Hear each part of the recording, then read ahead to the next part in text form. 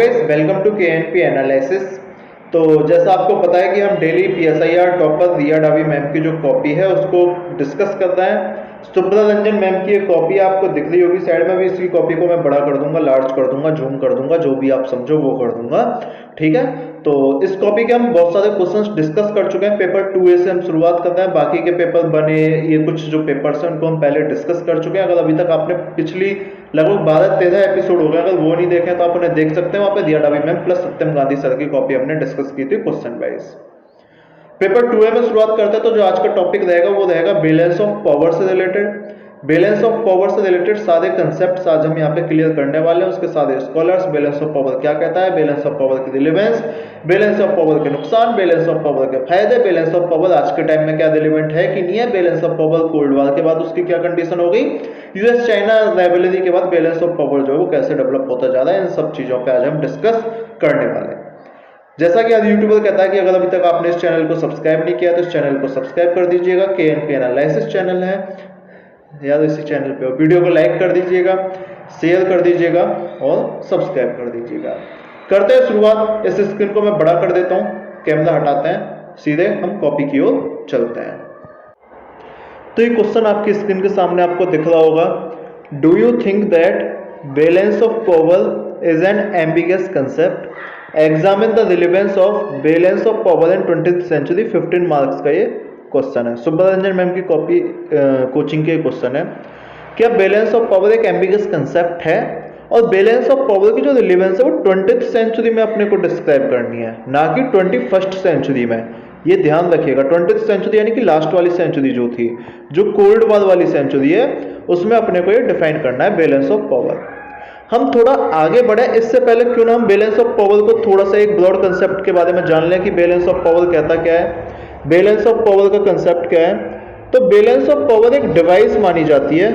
Balance of power एक device मानी जाती है किसकी, पावर मैनेजमेंट की, पावर मैनेजमेंट की प्लस पावर लिमिटेशन की, प्लस पावर लिमिटेशन की। ये बैलेंस ऑफ पावर एक डिवाइस यानी कि पावर मैनेज भी करती है प्लस कोई भी स्टेट, अगर देखो क्योंकि अपना जो इंटरनेशनल वर्ल्ड ऑर्डर है, इंटरनेशनल ऑर्डर जो है, इंटरनेशनल रिलेशंस जो है, ग्लोबल वर्ल्ड ऑर्डर जो है, उसमें जो रियलिस्ट है वो क्या बोलते हैं कि अपना जो वर्ल्ड ऑर्डर है वो एनार्की इन नेचर है।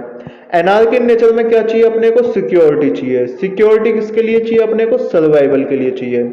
सिक्योरिटी किसके लिए चाहिए अपने को, सर्वाइवल के लिए चाहिए।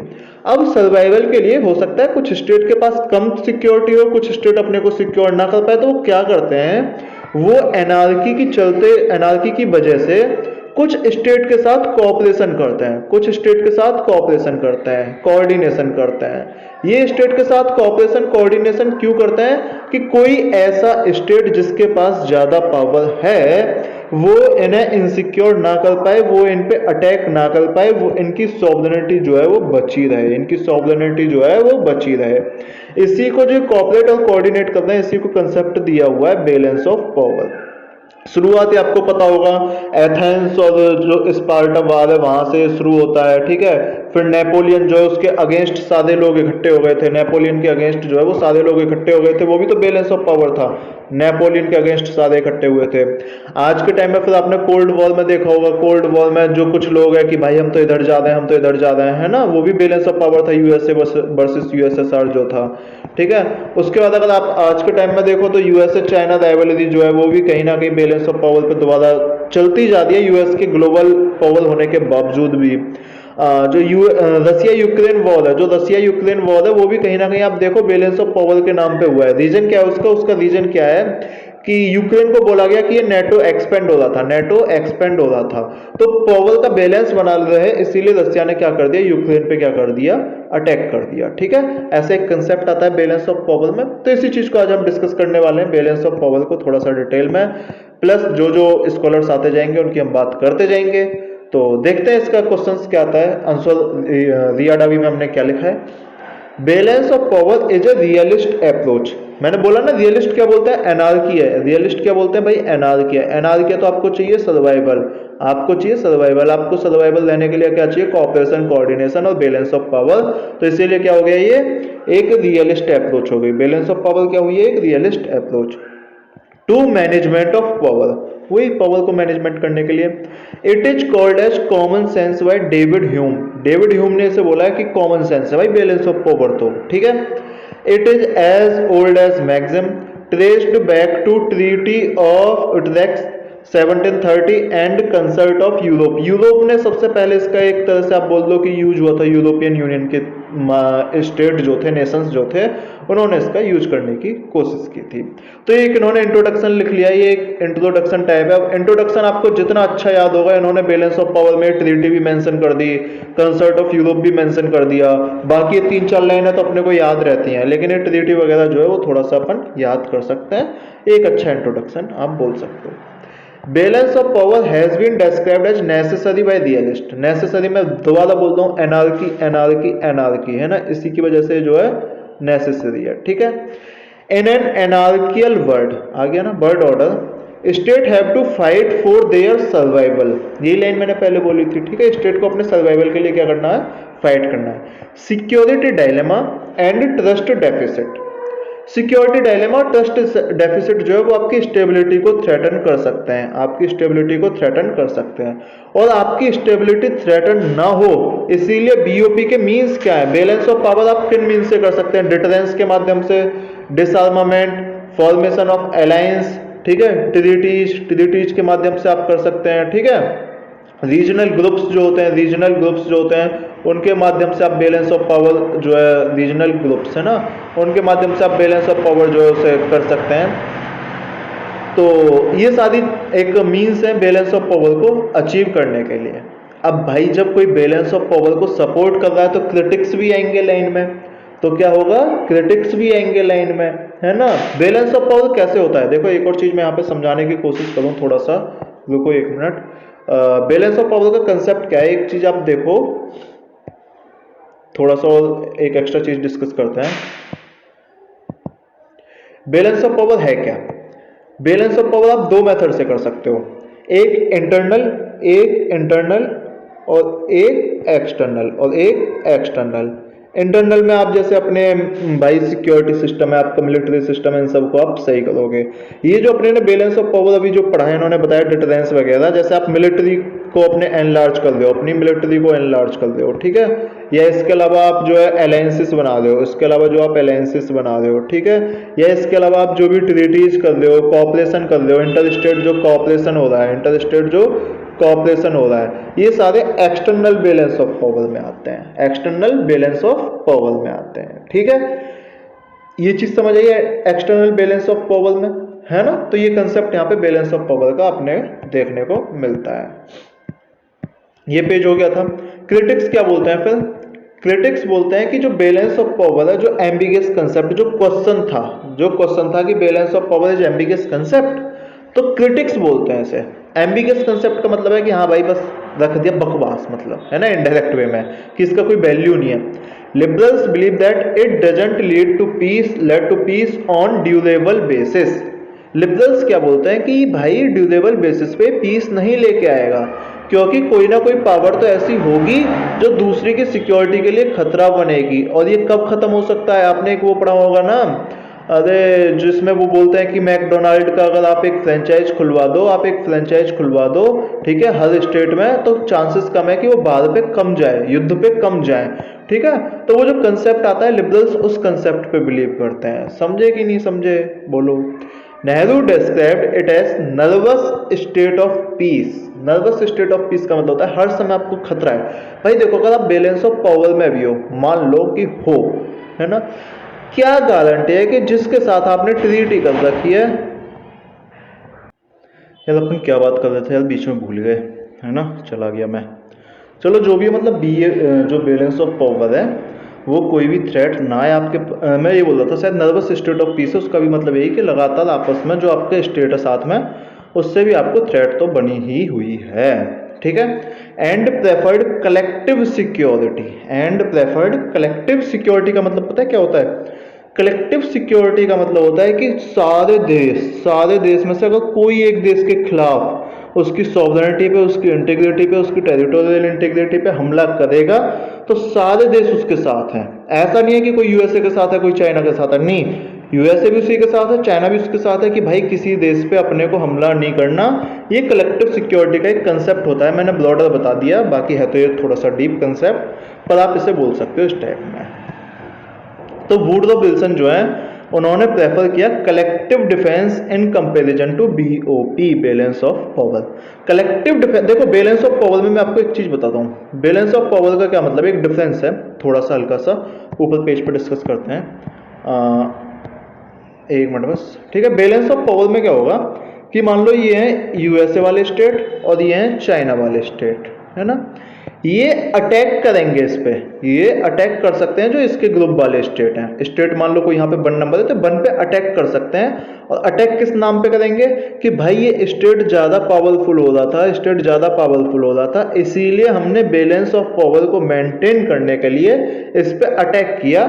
जैसे कि रसिया यूक्रेन का एग्जाम्पल है, जैसे कि रसिया यूक्रेन का एग्जाम्पल है, ठीक है। ये हो गया balance of power. Collective security का क्या कंसेप्ट है, कलेक्टिव सिक्योरिटी का कंसेप्ट ये है कि मान लो ये पूरा वर्ल्ड है, पूरा मतलब दुनिया है, और यहाँ पे ये स्टेट्स हैं, ठीक है। यहाँ पे स्टेट है और यहाँ पे मान लो ये यूएसए है और ये जो है वो रसिया है ना। अब क्या हो गया, मान लो आपने इस वाले पे अटैक किया, इस वाले स्टेट पे अटैक किया, है ना, स्टेट नंबर 2 पे। अब स्टेट नंबर 2 पे अटैक किया इस वाले स्टेट ने, है ना। ये जिस पे अटैक किया वो है यूएसए सपोर्टेड और जिसने अटैक किया वो है रसिया सपोर्टेड। अब क्या होगा कि जितने भी बाकी सारे देश हैं, जितने भी बाकी सारे देश हैं इंक्लूडिंग यूएसए और रसिया, वो सपोर्ट नहीं करेंगे वॉर को। वो बोलेंगे कि जो वॉर है, जो आपने स्टेट नंबर 2 पे जो अटैक किया है, वो जो स्टेट नंबर 2 पे अटैक किया है वो सही नहीं किया। किसी की टेरिटोरियल इंटीग्रिटी पे आप ऐसे अटैक नहीं कर सकते, ठीक है।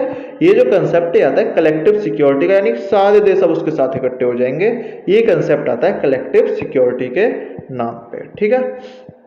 हाँ, तो बात कर रहे थे यहाँ पे Stephen Walt has argued that instead of balance of power, we should go for balance of threat to establish more stability. Balance of threat का क्या मतलब है, balance of power का मतलब है कि भाई जैसे मान लो आप ना पहले से कि अच्छा रसिया के पास है, हमें रसिया ना मार देगा तो हम ना यूएसए के साथ चले जाते हैं, नहीं। बैलेंस ऑफ थ्रेट का क्या मतलब है कि आप रसिया के पास हो जब तक दिक्कत मत हो, लेकिन जब आपको रसिया थ्रेट करे, जब आपको रसिया थ्रेट करे, जब आप किसी स्टेट के साथ कोऑपरेशन करो, किसी स्टेट के साथ बैलेंसिंग करो। ऐसा नहीं है कि जब तक आपको कोई खतरा नहीं है आप बिना बात के उसके साथ बैलेंसिंग करते जा रहे हो। तो एक कंसेप्ट है बैलेंस ऑफ थ्रेट, है ना, इन्होंने यहाँ लिखने को लिख दिया है, ये बस समझ आना चाहिए, ठीक है। इसके बाद Kenneth Organski has given the concept of power transition. ये पावर ट्रांजिशन शायद जॉन मियर साइमर ने भी बोला है मेरे हिसाब से, है ना। मियर साइमर का भी ये कंसेप्ट है पावर ट्रांजिशन मेरे हिसाब से। देख लेना, पावर ट्रांजिशन का मतलब मैं बताता हूँ क्या होता है। पावर ट्रांजिशन 2 चीजें होती हैं यहाँ पे, ये दोबारा से बता देता हूँ मैं, यहाँ पे ही बता देता हूँ इस वाले पेज पे। ये 2 चीजें होती हैं, एक होता है पावर ट्रांजिशन। पावर ट्रांजिशन मैं बताता हूँ आपको क्या होता है। पहले आप एक 20th सेंचुरी में देखो, 19th सेंचुरी में एशिया पावरफुल था, है ना। फिर क्या हुआ, 20th सेंचुरी आते आते जो है वो यूरोप जो है वो पावरफुल हुआ। उसके बाद फिर कोल्ड वॉर के बाद यूएसए पावरफुल हुआ, ठीक है। अब इसके बाद आप दोबारा से देख लो जैसे कि इंडिया पावरफुल होता जा रहा है, चाइना पावरफुल होता जा रहा है, तो दोबारा एशिया से अपन एशिया में आ गए, दोबारा एशिया से एशिया में आ गए। जो पावर है वो दोबारा एशिया से एशिया में आ रही है, ठीक है। यानी कि ये जो कंसेप्ट है, ये जो प्रोसेस है, इसे बोलते हैं पावर ट्रांजिशन, इसे बोलते हैं पावर ट्रांजिशन, ठीक है। ये कंसेप्ट आता है पावर ट्रांजिशन के नाम पे। समझ में आ गया होगा मेरे हिसाब से पावर ट्रांजिशन क्या है। तो Kenneth Organski has given the concept of power transition where war is more likely rather than during BOP, ठीक है। यानी कि वॉर जो है वो मोर लाइकली होगा। मोर लाइकली क्यों होगा, आप एक चीज समझो। अब चाइना है भाई, चाइना है, अगर चाइना को अपनी पावर एस्टेब्लिश करनी है, चाइना को पावर एस्टेब्लिश करनी है, तो वो यूएसए के साथ कहीं ना कहीं वॉर पे जाएगा, वॉर पे जाएगा, जब भी तो चाइना की हेजेमनी डेवलप होगी। अरे भाई यूरोप ने एशिया के साथ इंडिया में वॉर किया, ठीक है, उसने अपने सैनिक भेजे, यूएसए ने बहुत सारे देशों पे अटैक किया, ठीक है, जापान वगैरह पे अटैक किया, जब भी तो उसने अपनी हेजेमनी डेवलप की, जब भी तो वो पावर उसके पास गई थी। अगर ऐसे चाइना इंडिया करेंगे तो पावर इनके पास आ जाएगी। तो यानी कि बॉल क्या है, एक नेसेसरी वाइटल फीचर है पावर ट्रांजिशन का, कि आपको पावर जब भी मिलेगी जब आप युद्ध करोगे, अपनी हेजेमनी डेवलप करोगे, ये था बीओपी का concept. Bernard Brodie prefers deterrence over BOP. Deterrence का मतलब क्या होता है कि आपने एक समझौता कर लो कि भाई ना हम तुम पे अटैक कर रहे हैं ना तुम हम पे अटैक करो, है ना। ये होता है deterrence over balance of power का, ठीक है।